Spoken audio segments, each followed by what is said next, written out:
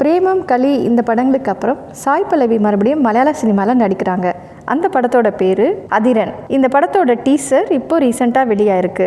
குறிப்பாக மலையாளம் தமிழில் அவங்களுக்கு நிறைய ஃபேன்ஸ் இருக்காங்க. இப்படி எல்லா லாங்குவேஜஸ்லேயும் ஃபேமஸாக இருந்தாலும் மலையாளத்தில் அவங்க நடித்த பிரேமம் தான் வந்து மிகப்பெரிய வெற்றியும் அவங்களுக்கு ஒரு விசிட்டிங் கார்டையும் கொடுத்தது. ரீசெண்டாக அவங்க தன்னோட ஃபேஸ்புக்கில் கேரளா சாரி கட்டி சில ஃபோட்டோஸ்லாம் ரிலீஸ் பண்ணியிருக்காங்க. ஸோ அதில் வந்து இளைஞர்கள் மிஸ் மலர் அப்படின்னு ஒரு ஹேஷ்டேக் போட்டு அவங்கள வந்து பாராட்டியிருக்காங்க. மலர் அப்படிங்கிறது பிரேமம் படத்தில் அவங்க நடித்த கேரக்டர். இந்த கேரக்டரை வச்சு அவங்கள வந்து நிறைய பேர் கூப்பிட்றது அவங்களுக்கு வந்து ஒரு பெருமையான ஒரு விஷயம். மலர் டீச்சரை மறுபடியும் மலையாள படத்தில் பார்க்குறோம் அப்படின்னு சொல்லிட்டு மலையாள ரசிகர்களும் அவங்கள வெல்கம் பண்ணியிருக்காங்க.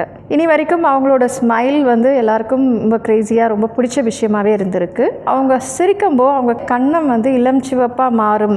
இப்படி வந்து கன்னம் தானாக சிவக்கிறதுக்கு என்ன காரணம் அப்படின்னு பார்த்தா அது ஒரு வினோதமான ஒரு தோல் குறைபாடு அப்படின்னு சில மெடிக்கல் கண்டிஷன்ஸ் இருக்குது. சாய் பல்லவியே வந்து ஒரு டாக்டருக்கு படிச்சுட்டு இருக்கிறவங்க தான். அவங்களுக்கு வந்து இந்த அழகான குறைபாடு இருக்குது அப்படிங்கிறது வந்து ஒரு கோஇன்சிடென்ஸ். என்னன்னாக்கா அந்த குறைபாடோட பெயர் ரோசாசியா.